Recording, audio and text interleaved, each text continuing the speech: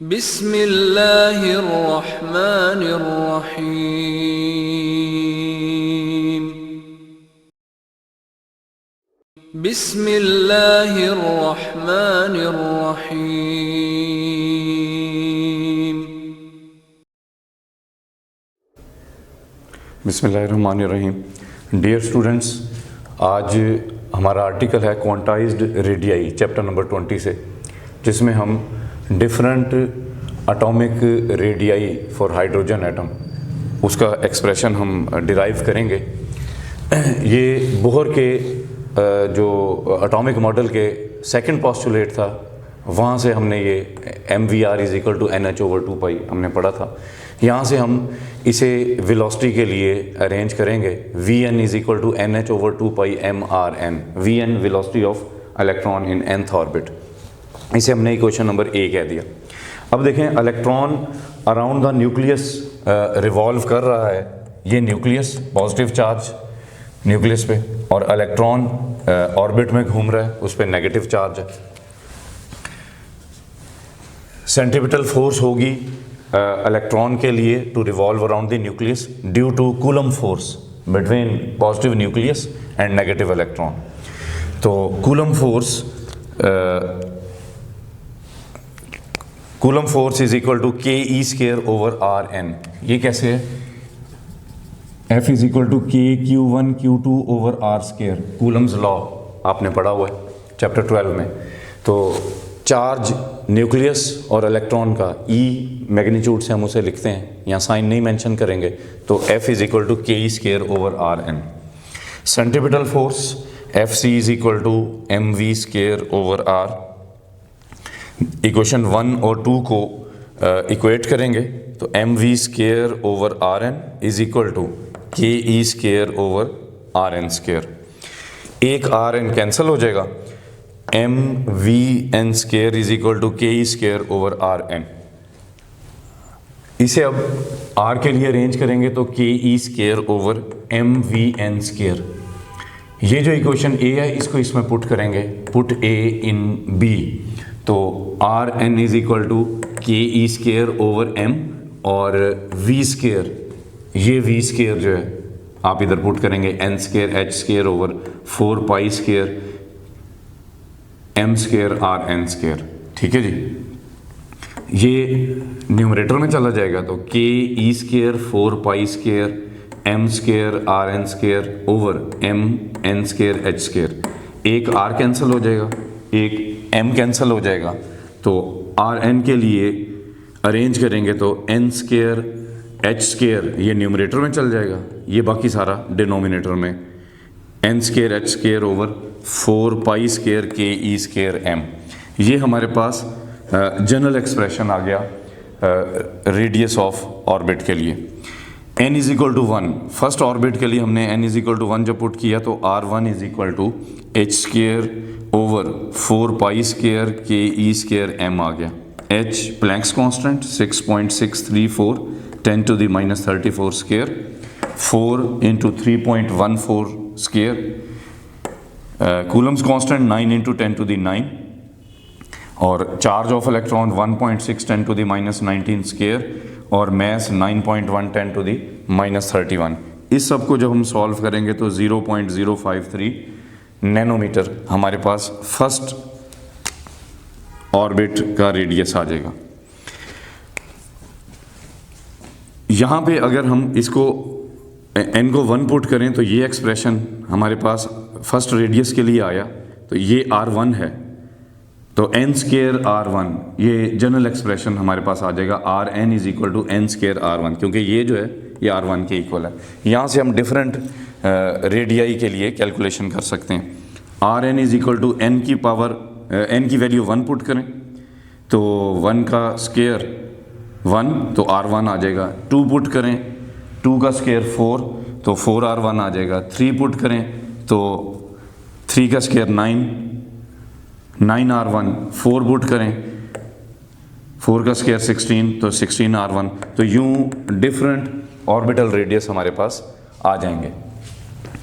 अब इक्वेशन सी को ए में पुट करें, दिस इज सी, इसको ए में पुट करें। यहाँ आर एन के बजाय ये एक्सप्रेशन पुट करेंगे हम, तो हमारे पास ये रिजल्ट आ जाएगा Vn is equal to 2 π ke square over NH।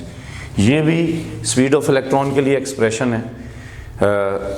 आप n की वैल्यू फर्स्ट ऑर्बिट है, सेकंड है, थर्ड है, पुट करके आप कैलकुलेट कर सकते हैं। बाकी सारे कांस्टेंट्स हैं, वैल्यू पता है आपको, पाई की value, Coulomb's constant, charge of electron और प्लैंक्स कांस्टेंट। तो फर्स्ट ऑर्बिट के लिए इलेक्ट्रॉन की स्पीड 2.18 10⁶ मीटर पर सेकंड आ जाएगी। अब पेपर में एमसीक्यूज में second, third, fourth and so on किसी भी ऑर्बिट में इलेक्ट्रॉन की स्पीड पूछी जा सकती है। तो बजाय इसके कि आप बार बार कैलकुलेशन करें, आप ये वैल्यू याद रख लें फर्स्ट ऑर्बिट में इलेक्ट्रॉन की स्पीड के लिए।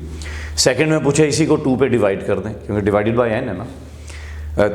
थर्ड में पूछे तो 3 पे डिवाइड कर दें एंड सो ऑन। तो यूँ आपका टाइम नेक्स्ट एमसीक्यूज के लिए सेव हो सकता है।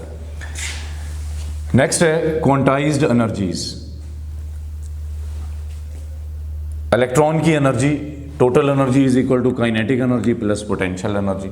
काइनेटिक एनर्जी हाफ mv² और potential energy -ke square over Rn। Potential energy कैसे कैलकुलेट करेंगे? चैप्टर 12 में आपने पढ़ा हुआ delta U is equal to Q into V या डेल्टा V। चार्ज को E से लिखते हैं और potential 1/4 pi epsilon naught Q over R। तो Q is equal to E और ये कूलम्स कांस्टेंट है, तो ये हो जाएगा ke स्क्वायर ओवर R।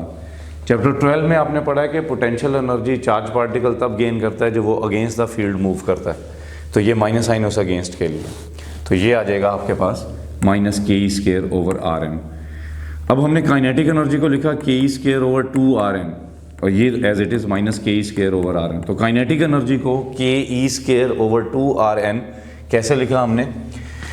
इसमें देखिए ज़रा, इधर अगर मैं इसको 1/2 से मल्टीप्लाई करूं, इधर भी 1/2 से मल्टीप्लाई करूं, तो मेरे पास ये काइनेटिक एनर्जी के लिए एक्सप्रेशन आ जाएगा half ke square over Rn। तो ke स्क्वायर ओवर 2Rn या half ke square over Rn। इसको सॉल्व करेंगे एलसीएम लेके, ke square over Rn common ले लें, 1/2 - 1, तो ये आपके पास रिजल्ट आ जाएगा -ke square over 2Rn। Equation C से Rn का एक्सप्रेशन जो है वो पुट करेंगे आप इस D एक्सप्रेशन में, तो En total energy is equal to -ke square over 2 और ये general expression for radius Rn is equal to n square h square 4/4 pi square ke square over m। ये न्यूमरेटर में चला जाएगा, 2 पाई स्क्वायर के square m e4 over n square h square. ये आपके पास टोटल एनर्जी का general expression आ जाएगा। फर्स्ट ऑर्बिट के लिए n इज इक्वल टू 1, तो E नॉट ग्राउंड स्टेट जिसे हम कहते हैं, तो ग्राउंड स्टेट एनर्जी को हम E नॉट से लिख रहे हैं, तो 2 जी यहाँ हमने इक्वेशन C को D में पुट करना है। ये इक्वेशन C है, general expression for radius Rn is equal to n square h square over 4 pi square ke square m। इसको आपने पुट करना है इक्वेशन D में, यहाँ Rn इसमें पुट करना है आपने, तो ये बन जाएगा En is equal to -ke square over 2 n square h square over 4 pi square ke square m। ये डबल ओवर की वजह से न्यूमरेटर में चला जाएगा, तो ये बन जाएगा हमारे पास En is equal to -2 pi square के square m e4 over n square h square.